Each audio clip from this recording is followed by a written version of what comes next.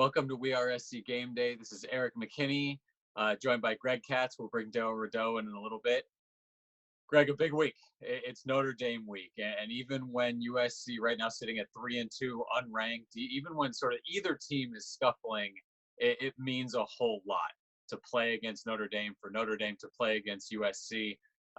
This is one of those rivalries. Maybe there's 5 in the country that sort of get talked about in terms of what Notre Dame USC means. I want to jump right into it. And again, this is a special week because it's at Notre Dame. And, you know, you love playing in the Coliseum. You love watching USC in the Coliseum. There's something about seeing those USC away uniforms take the field in South Bend, Indiana at Notre Dame Stadium. You've been to a few of them. What are your thoughts about specifically away games in this rivalry when USC goes to Notre Dame? The word that I tend to use is it's overwhelming. It is so real. I mean, whether you like the movie Rudy for there's a sense that it's a Notre Dame fan flick. All the scenes you see in Rudy are right on. It's 100%. It is better than what it's billed. I've been going to every one of them since I think about 1995, and every time I go, it's like the first time I'm going. It is that good. And I feel compelled. It's like a midget. It's such a little campus, but the iconic things of the Golden Dome, especially at night when they light it up, and the grotto where the people of both SC and UCLA come and they kneel with all the candles, and the St. Mary's Lake. I mean, it's just one iconic place. And of course, Touchdown Jesus is like the ultimate selfie photo. It's almost like two things are happening at the same time. The first thing is spending time at Notre Dame and looking at all the really cool stuff it is. You feel very serene, but the spirit is unbelievable. When the marching band of Notre Dame assembles about a half a mile away, they go through a spirit line that looks like the Trojan walk, except for a half a mile. It is really intense. It's really great. And that's what I love about college football. The thing about Notre Dame Stadium is when I first went, they had not made the additions. And my first thought was I went in there and they had wooden benches. They weren't comfortable, but you were so on top of the field that it seemed like the last row would be like the middle section of the Coliseum. You were that close. You could see it. And when they did a great job of renovating it without taking away any of the tradition inside. When Notre Dame plays SC, the fan reaction from the minute the teams come out to warm up, it's like it's all in. And it makes it exciting. Now, in the old days, of course, SC and Notre Dame used to run out on the field from the same tunnel. They have their iconic tunnel like the Coliseum does. But for whatever reason, they redid the locker room for the visiting team. And what fans will see those on TV and those who are fortunate enough to be at the game, SC is going to come out of I'll tell you what, like a closet. I mean, you can't even go 2 by 2. It's almost like you have to go single file to get out there. And it's, having been on the field and seen that new tunnel, it's almost claustrophobic. It's almost like you're going to scrape your shoulder pads against each side of the wall. But leading up to the game, it is just the best of the best. And even Notre Dame fans tell me when SC comes to play at Notre Dame Stadium really rocks. And of course, the night game, I check the weather. I've been trying to put on the travel guide for WeAreSC, and I hope some fans will take a look at it. I keep updating the weather. They say it's going to be a high of 51. Well, 51 might be at 4 o'clock. So by the time it kicks off, it's going to be 47, and it's going to be going down into the fourth quarter, and it can get really, really cold. I share a lot of your sentiments. It almost feels like when you go to Notre Dame for this game that there's kind of 2 different parties. I mean, it feels like you have the pregame stuff, and then by the time it's time to go into the game, you almost forget that you're there for the game because there's so much stuff that you can pack in sort of around, in and off campus, right there at Notre Dame. And then you walk in and you get in the stadium, and it just is one of those feelings. There are some nice stadiums, around college football. I think when visiting fans probably come to the Coliseum and step into the Coliseum, they get a much similar feeling. it's really fun to go in there and to be a part of that. I was there as a fan for the 2005 game. I mean, I think that's kind of the, the pinnacle of maybe any USC Notre Dame game. I'm sure you can go back farther than that and find some great ones too. The Coliseum has hosted a couple of them. But for me, I'll never forget that the 2005 game at the end. And really, it was this sort of, it ended, and then you almost didn't have any time to celebrate in the stadium. You had to kind of get out and go, and you just sort of took that celebration all the way out. We'll see what happens this year, but again, sort of, this is one of those games where memories are made. And again, it's nice if it's, a 1-2 or a couple undefeated teams, whether it's mid-October or all the way toward the end of November. But USC, like last year, has a chance to really kind of take apart Notre Dame's season. I mean, it's one of those things where if you're not playing, for a national championship, it's sometimes fun to play to ruin, Notre Dame's chance at potentially a national championship. They have the one loss to Georgia, but haven't truly really been tested at any game outside of that. We'll see what USC can do. And Greg, I want to go right into kind of looking at USC's offense against Notre Dame's defense. For me, it's turnovers. And that's as simple as it is. I'm going to kind of cede the floor to you here to talk about kind of what you're looking for, maybe what you expect from the offense. I think it's pitching a shutout when it comes to turning the ball over, coming away with 0 turnovers in this game, whether it's interceptions, whether it's fumbles. For me, that is the number one point, and maybe there isn't a number 2. No, I think you're absolutely right. I mean, I listened to Clay Helton talk, and he basically echoed, you got to play a clean football game or you're going to be in trouble. The thing about this Notre Dame team is their defense is so good, so well coached, so disciplined. If you watch the Georgia game, it was a slugfest. I think this Notre Dame defense probably is in the top 3 or 4 most physical defenses in the country. And when you talk about what concerns me is that USC, with Slovis coming back off of a concussion protocol, they're going to look at him like fresh meat. And you know what I don't know? I don't think anybody knows. Maybe even Keaton Slovis doesn't know how he's going to react. Is he going to be gun shy? Because they're going to come after him. And whether this offensive line can keep him vertical, because we know he's not going to run around like Matt Fink. I will say, I'll be honest with you, I have a lot of concerns about that. I don't know, it's like getting hit in the head by a baseball if you're a major league player. You just can't come back to bat against a 100-mile-an-hour pitcher and not think about, boy, if I get hit in the head again. And remember that Slovis has had 2 consecutive years of concussions. He had one his senior year in high school. Then he's come to SC. And I'm not about to say I can get into his head. But what SC has to do in offense is they've got to really protect the ball. I totally think turnovers. I mean, Helton says we'd be 5-0 if we didn't have turnovers. Well, I don't know if I would go along with that. But what I will say is at Notre Dame Stadium, it's already rocking. But I was also, too, at that 2005 game. And I think you'd probably back me up. When that Notre Dame crowd really senses blood, it's like an insane asylum inside that stadium. And, unless you have Matt Leinart and Dwayne Jarrett, hardcore veterans, and Slovis is not a hardcore veteran, you're really going to be challenged. And just 2 years ago, USC took Sam Darnold back to Notre Dame, a fumble on the very first USC offensive play of the game, and that was it. I mean, it was just, like you said, Notre Dame and their fans, they just get rolling downhill. It's 28-0 at halftime. Final score is 49-14.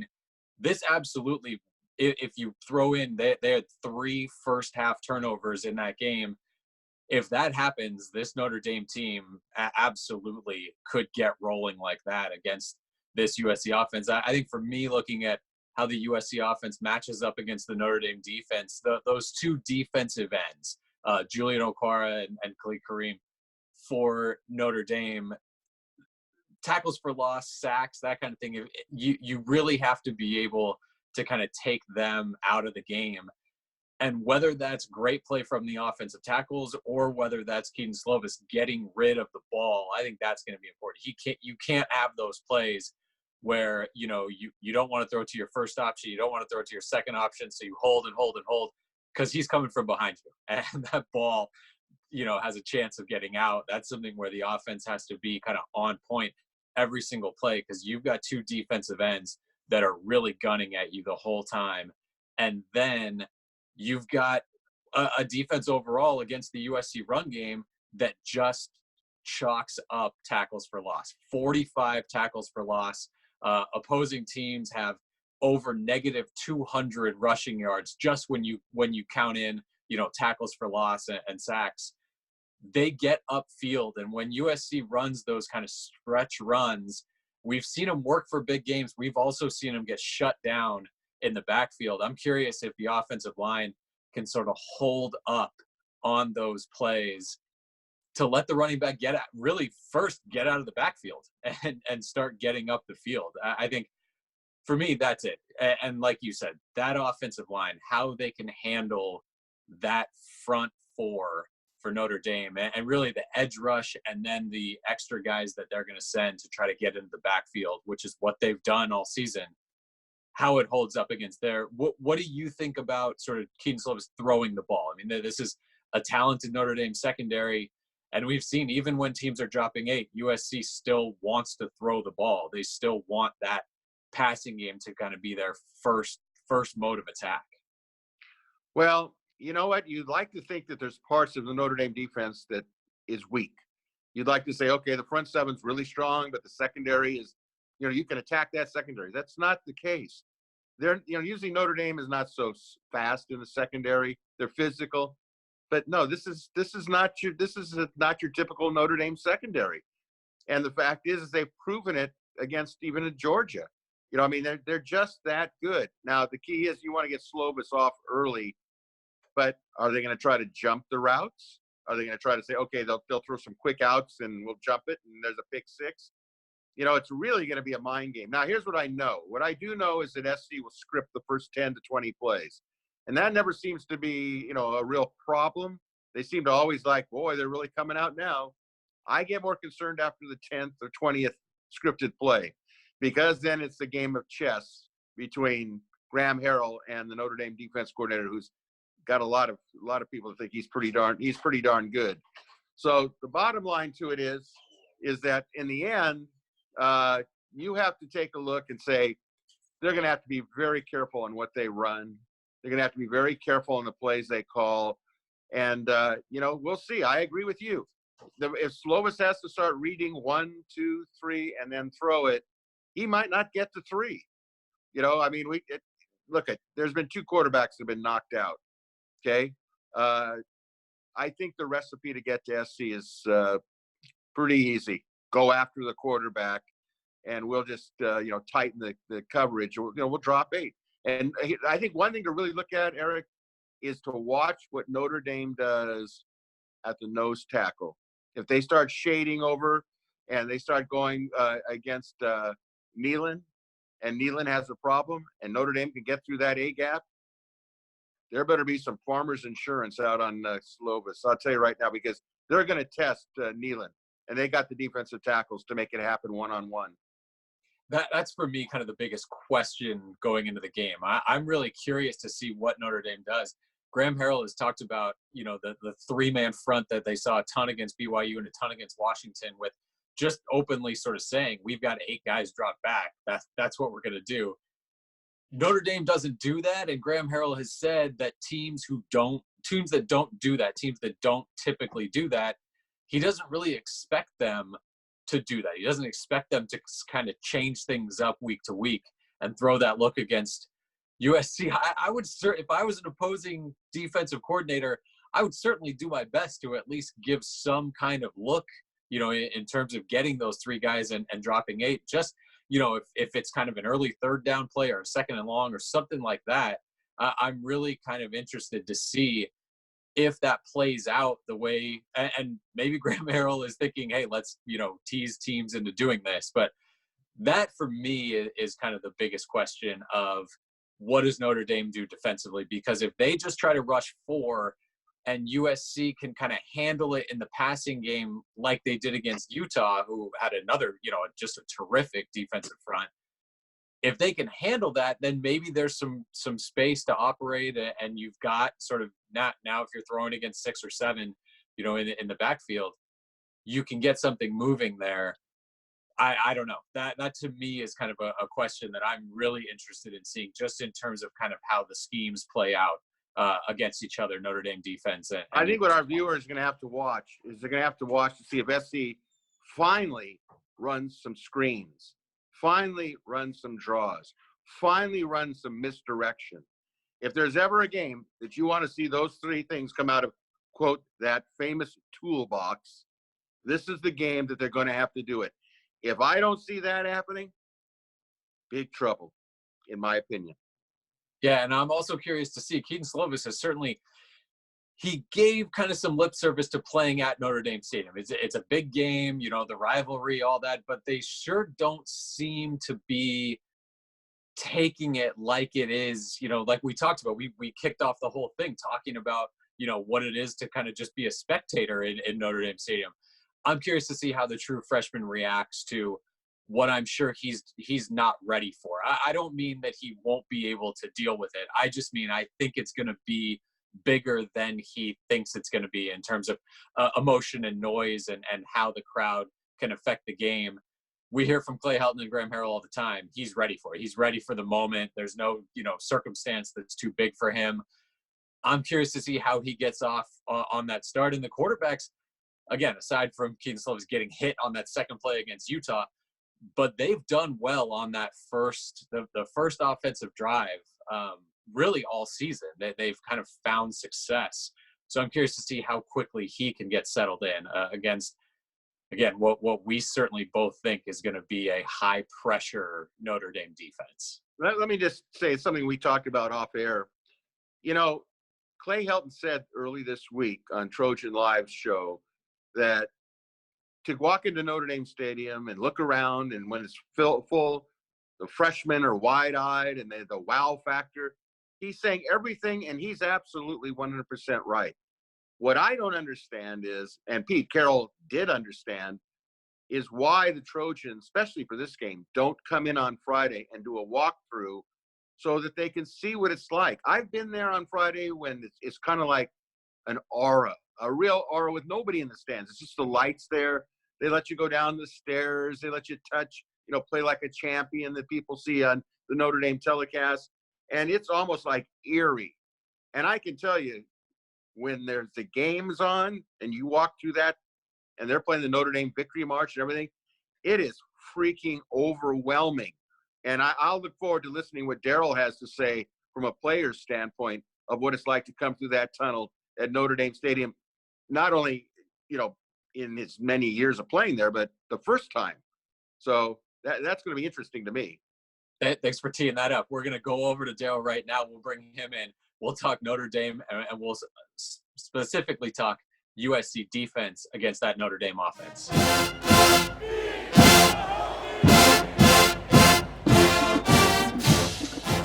And now we will welcome in Darell Rideaux. Darell, USC goes to Notre Dame. I'd love your take as a former USC football player who's played at Notre Dame in that stadium. What does the rivalry mean to you, both kind of now watching it in games, but also specifically really playing it and taking part in it? Well, this game has always personified why players are recruited by USC, want to come to USC. It's because of this game. I go back to 1998, being at the Coliseum when Notre Dame came to town and just watching the Coliseum filled with 92,000.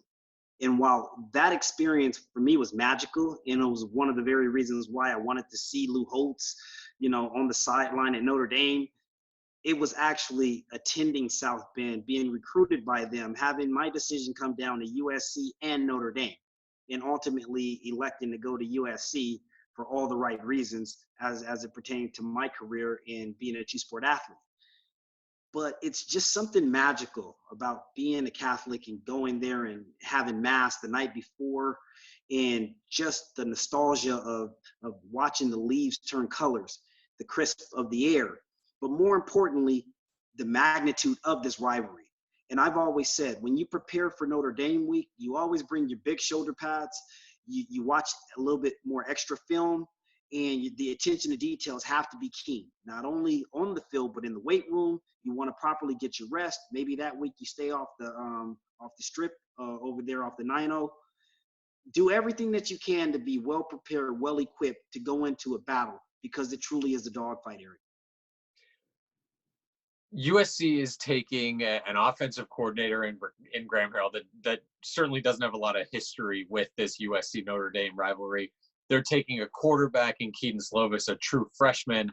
Same kind of thing. These are guys that have not been in Notre Dame Stadium when this rivalry is taking place. What do you expect out of them?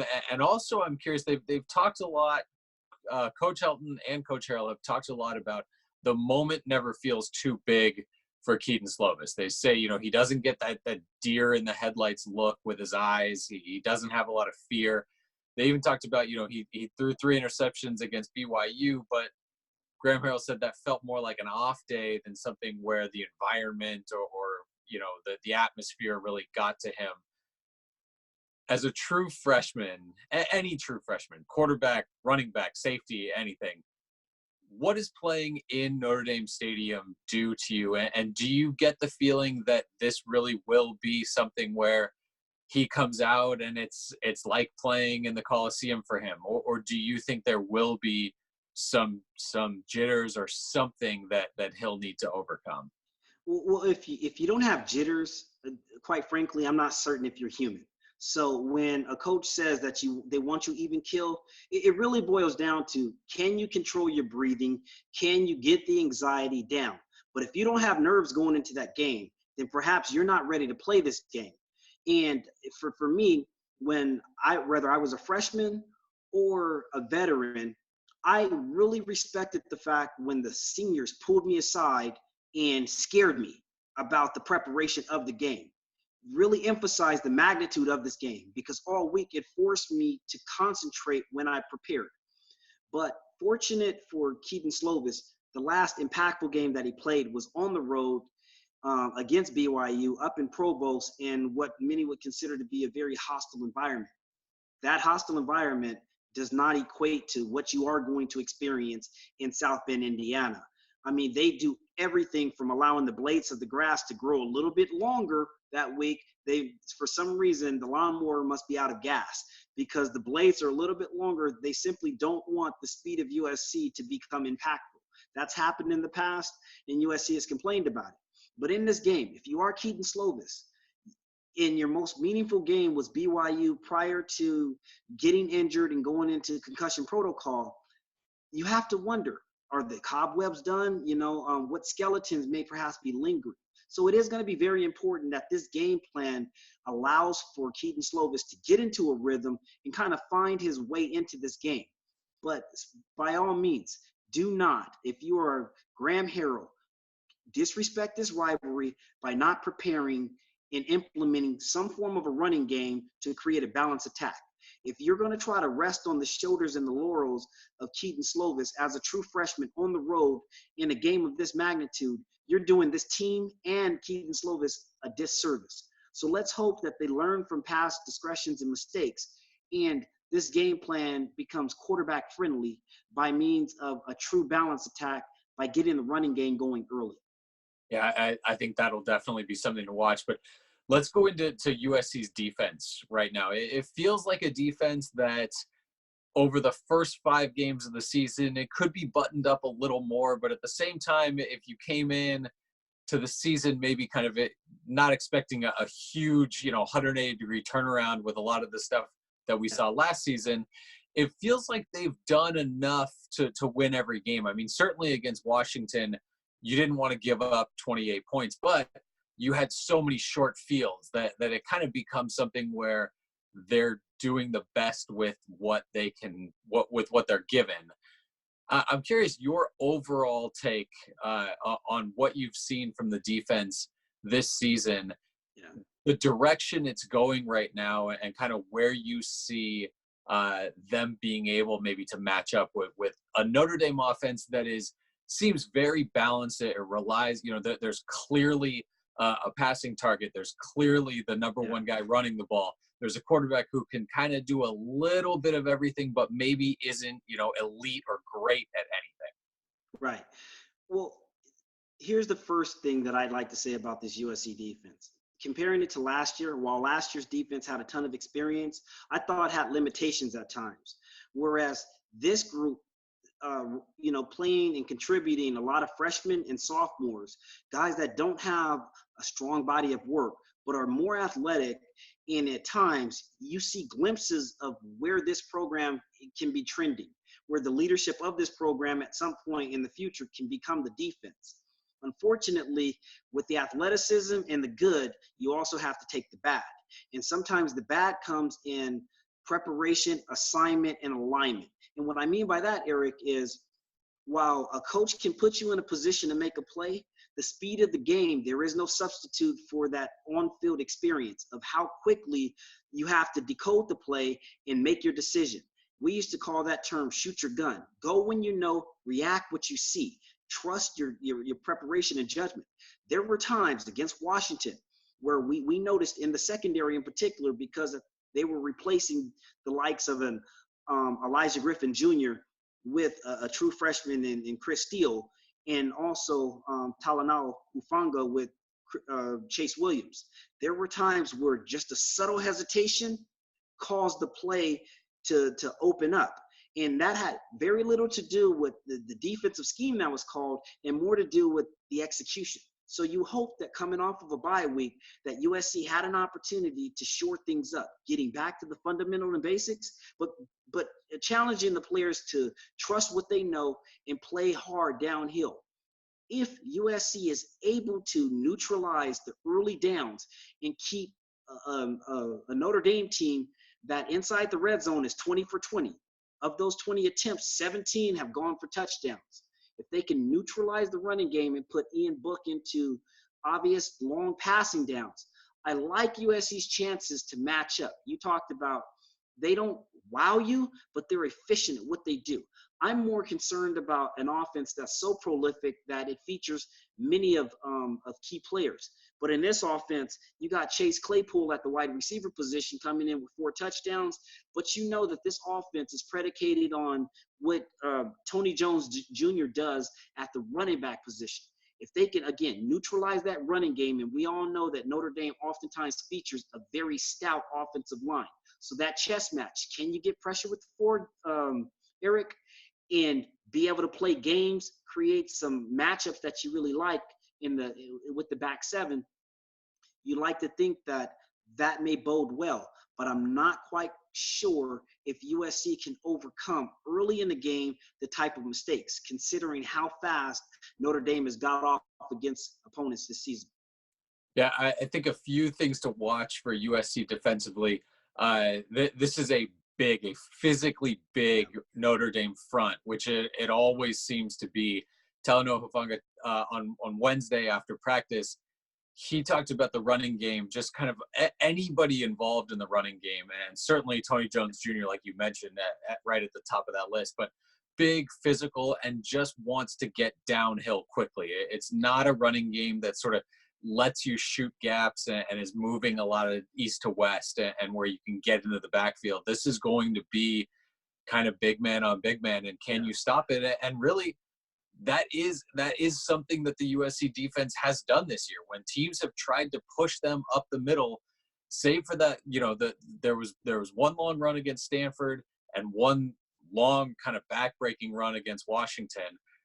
But that they've done a good job at that. I'm curious to see if Notre Dame really just tries to pound the ball between the tackles. Yep. Washington tried to do that a lot. They got rewarded with one big run. Again, you talked about if Talanoa Hufanga is in there, maybe that's a different story, and he will be in there against Notre Dame. But I'm curious to see how that plays out. I'm also curious if Notre Dame is going to get Jafar Armstrong back, who's their big play threat, and really a guy where you talk about teams wanting to show a lot of motion, a lot of stuff in the backfield, a lot of pre-snap stuff.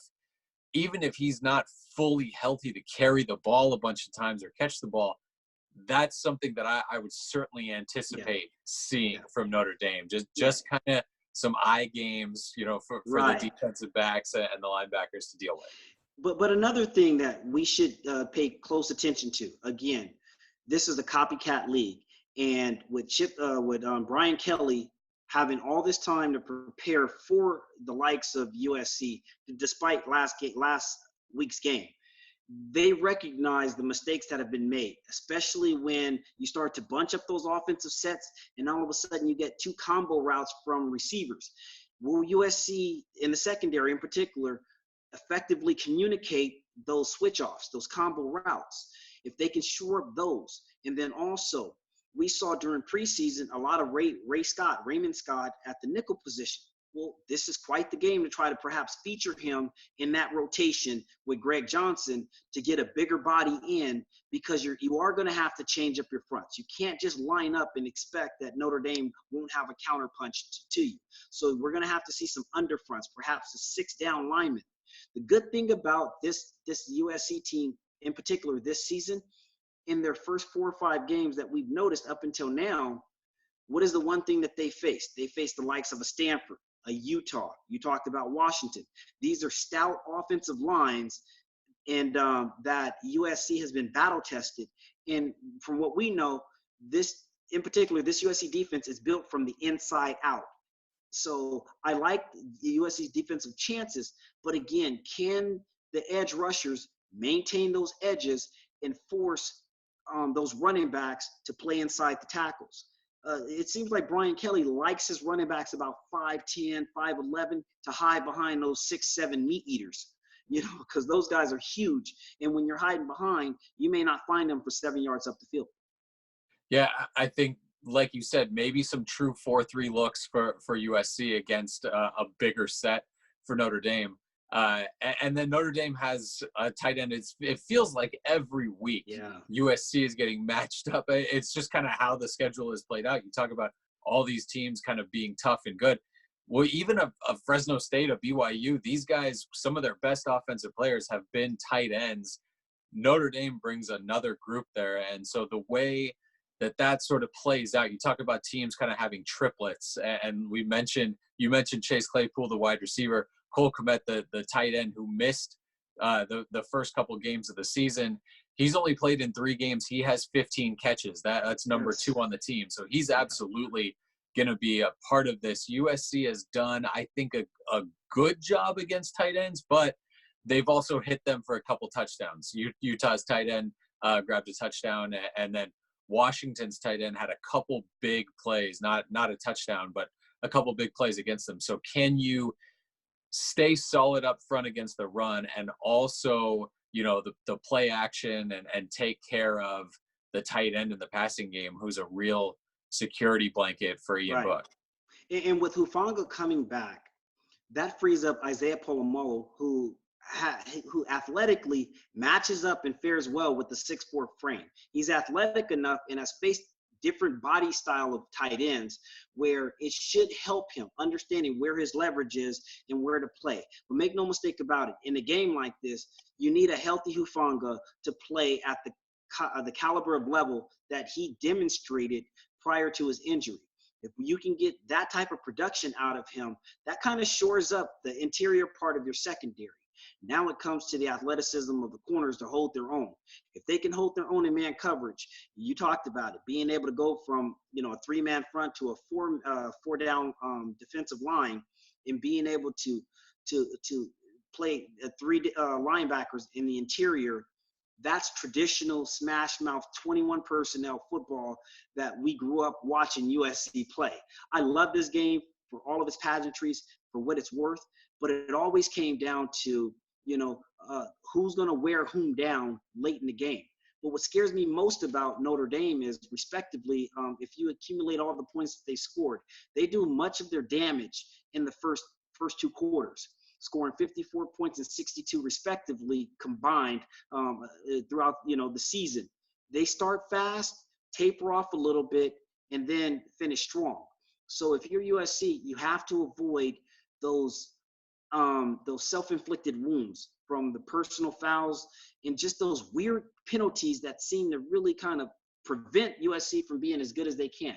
And we've said this for many weeks now, Erik, that this is a team that is yet to be able to play and click on all cylinders in all three phases. If there's ever a time for Clay Helton, it's coming off this particular bye week. You want to look crisp and polished, and you want to demonstrate that you've taken advantage of the bye week, and you have a team that's well prepared to play in South Bend, Indiana. Give me your kind of the one key for you for the USC defense. For me, it's staying stout against that inside run. I think if the USC defensive front, really those two guys that have been so good all year, Jay Tufele and Marlon Tuipulotu, with help from the defensive ends, if they can stay stout against that inside run and make Notre Dame go outside and do sort of other things and not get 4 or 5 cheap yards every carry just going up the middle, I think that plays into USC's hands. I think Notre Dame thinks that they are athletic enough on the outside to make plays, but I'll go ahead and take those matchups where we've seen the corners play well. We've seen guys, and it's one of those things, if you can sort of protect your heart, if you cannot let them go straight up the middle, even when teams are getting gains outside, I think you'd still take that and try to make those plays rather than kind of give it up right up the middle. So for me, that's what I'm watching. I'm watching kind of how good USC continues to be up front, because when you say that's your number one priority, you can't let another team take advantage of you. Absolutely. And what I'd like to see is USC be assertive and aggressive and take away something from Notre Dame. And for me, it's going to be the RPOs. When they run those fly series, those receivers across the field, and they try to stretch and fan USC out, can they remain disciplined, take away those key hot routes, or will they get sucked up and engaged? If the running game for Notre Dame becomes effective, will we see the linebackers commit to try to stop the run to the effect where they're giving up those shallow crossers and those seam routes to the tight ends? So I'd like to see USC hold court in between the hashes, protect the middle of the field, and force Notre Dame to have to methodically march down the field. But also, I'm going to pay close attention in the first series. Can USC in the first 3 series, at least 2 out of 3, get off the field with 3 and outs? We haven't seen much of that this year, but now more so than ever is to gain additional reps for the offense to allow them to get into a groove. Can USC reduce those chunk yardage plays and force Notre Dame to have to methodically beat them? Ian Book is very capable of scrambling and creating first downs with his legs, but you want to force him to do it in the pocket and demonstrate that he's a pure pocket passer, which I don't think that caters to all of his strengths. But by all means, you want to take away something. If you are going to take away something, take away those intermediate routes and those vertical threats by the tight ends. That's what I'd like to see in this game.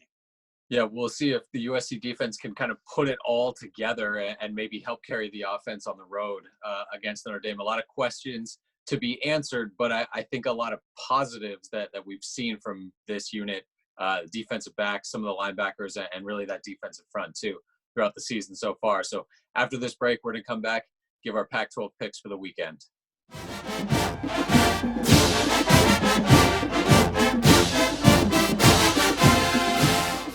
Greg, welcome back. We're going to get to some Pac-12 picks, and this is just a phenomenal weekend for college football. I mean, overall, this is one of those weekends where, you turn the TV on first thing Saturday morning, and you look at your watch, and it's like 2 a.m. Sunday morning. So, some big-time games. We're going to look just in the Pac-12 right now for our picks, and we're going to start with the Friday night game, Colorado going to Oregon, and this is a game that kind of can tell you what you need to know maybe about both teams. And when you look at the Pac-12 South right now, USC needs teams in the Pac-12 South to take some losses in conference. So who do you see Colorado going to take on Oregon? I got good news for the Trojans. Oregon's on a mission. Oregon will destroy them.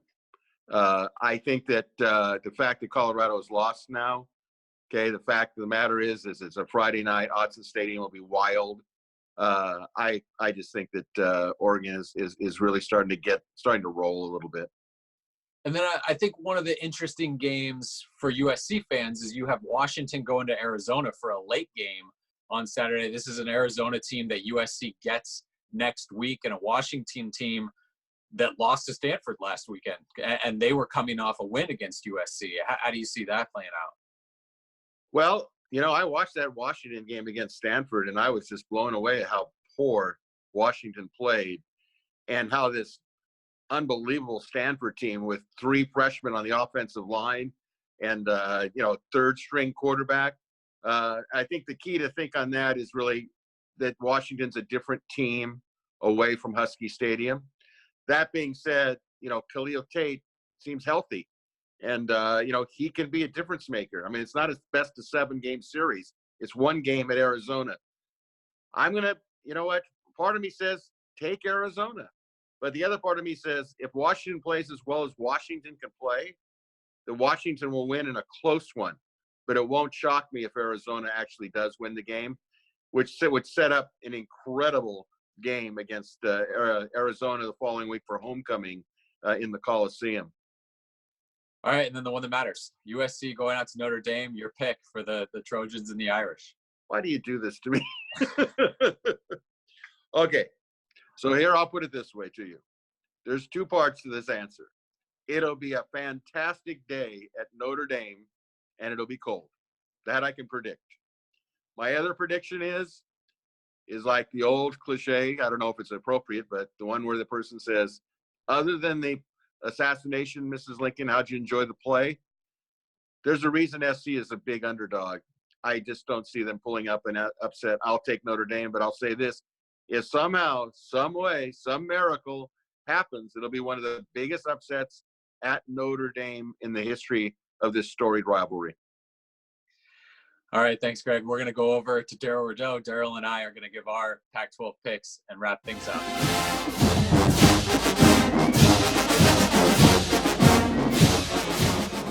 Okay, Darell, let's get to our picks. Again, like we mentioned, just a phenomenal weekend for college football here on Saturday. Friday night's game in the Pac-12, I think is totally interesting to see where these 2 programs are going to go maybe the rest of the season. Colorado goes to Eugene to take on Oregon. How do you see that game? Well, it's very hard to go against the Ducks right now. They seem to be rolling. They got off to somewhat of a sluggish start after losing to Auburn, but boy, oh boy, have they been rolling ever since. I like what Cristobal is doing up there, and it seems like Herbert is playing up to that Heisman type of caliber quarterback that we all expected him to be.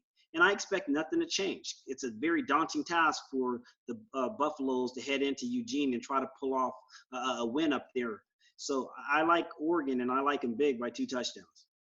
All right, and then Washington going to Arizona, an interesting game for USC fans. Just played Washington, and then Arizona comes to the Coliseum next weekend. Arizona, Washington, who do you have there? This is a tricky game for me, simply because Washington is coming off of a very physical game where they somewhat got manhandled by Stanford. How quickly can they recover, lick their wounds, and put that game behind them? Because that was more of a matchup game than anything else. And it seems like over the years, Stanford and Washington has gone back and forth. But now you're dealing with the Wildcats, and this is a very unpredictable team because we never know how Tate is going to perform at quarterback. Will you get the Tate that's a dual threat and that can extend plays and take advantage of his weapons? So depending on how healthy Washington comes into this game, you would expect them to be the favorite. But I'm not certain that between USC and what Stanford has exposed, will Arizona be just a walk in the park. I see this one being a closer game than many imagine. I see Washington pulling it off, but late in the 4th quarter by a touchdown. And then the one that matters, USC out at Notre Dame, your pick for that game. Look, it's really hard to go against a team that at Notre Dame that's been putting up 41 points a game. And Clay Helton's his record on the road has not been stellar. They've gotten blown out the last 2 years that they've been away. And perhaps there's much of the same. I hate to say it because you never want to go against, but logic tells me that this Notre Dame team is on a mission. And if USC, even if they do play a clean game, it's still a lot to ask for a true freshman with very little expectations to what to expect, to go on the road and expect to pull a game like this off when you're potentially going to be featuring just a passing game. Even if USC is balanced, this Notre Dame team is just too much to overcome. And I see the score being 41-24 Notre Dame. All right, so for my 3, I'm with you. I'm going to take Oregon over Colorado. I do not like picking against a healthy Khalil Tate. I have more confidence in Washington's defensive staff being able to put a plan together to kind of keep him tamed. Maybe. I'm with you. And Greg said it as well. Closer, I think, than maybe a lot of people would have picked in that game kind of coming into it. USC Notre Dame, I am going to lay the reverse jinx hard right now. It feels like one of those games where Notre Dame, the turnover margin for both teams at this point in the season, you are who you are at this point. Notre Dame is phenomenal at holding onto the ball and taking it away from other teams. USC is just the absolute opposite of that. It's hard for me to see that changing in a stat that I feel is so important for this game. And that makes it tough. That, to go along with what you said, the way USC has played on the road, which is just not stellar. I mean, you've got 2 chances this season, and I think you had 2 kind of winnable games. Didn't come away with either one of them. Again, like I said, hopefully laying the reverse jinx here. But I see it as a big hill to climb for USC. They've got to get everything to go right. So I do think Notre Dame ends up winning it. Does USC have the talent to go and do that? Yes, they always have. They all the last couple of years, yes, they have. Until they prove it, it's just tough to pick against Notre Dame in this situation with this kind of USC team coming to Notre Dame Stadium. So we will see how it plays out. Again, the big game, I think, of the season, USC going out to Notre Dame to take on the number 9 Fighting Irish. For Darell Rideaux, for Greg Katz, this is Erik McKinney. Thanks for watching WeAreSC Game Day. Now, before we let you go, our Greg Katz was able to get over to South Bend before USC's game against Notre Dame and take in a little bit of the Notre Dame pep rally. So we're going to leave you with some of Notre Dame head coach Brian Kelly during that pep rally, getting his Fighting Irish and their fans ready for a visit from the Trojans. Thanks again for watching WeAreSC Game Day. They're about 25 hours away from kickoff. And I think we all know about the history and the tradition of the Notre Dame USC rivalry. And I can tell you firsthand that this will be my 10th game that I've gotten a chance to coach in. And there's been some great ones.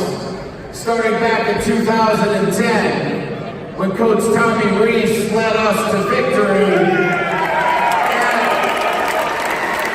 USC, or in 2012, when we went undefeated and beat them again at USC.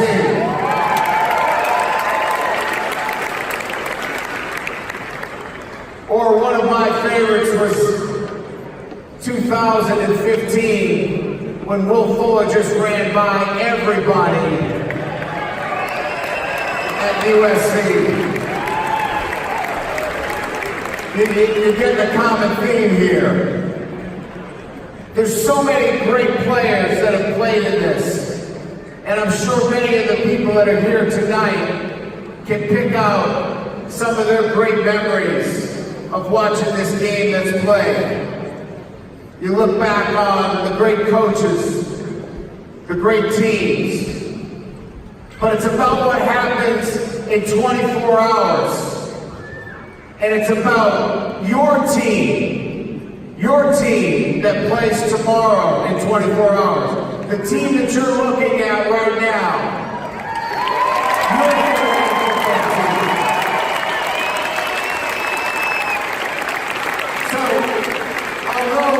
Although I've gotten a chance to coach 9 other teams, let me tell you about what makes this team special.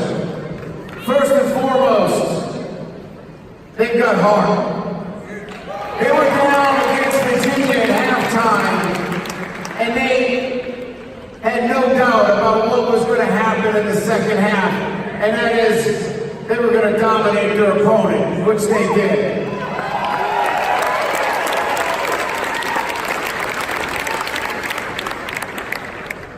They're physical. They bring a physical presence every single day to practice and to every game that they play. They're fearless. They're hardworking. But more importantly, they're humble. They're humble in the way that they handle themselves every single day on this campus. They represent Notre Dame. They represent you.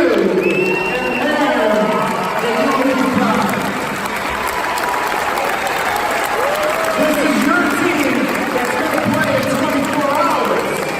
So I would suggest that you live ready and you cheer on the 2019 football team.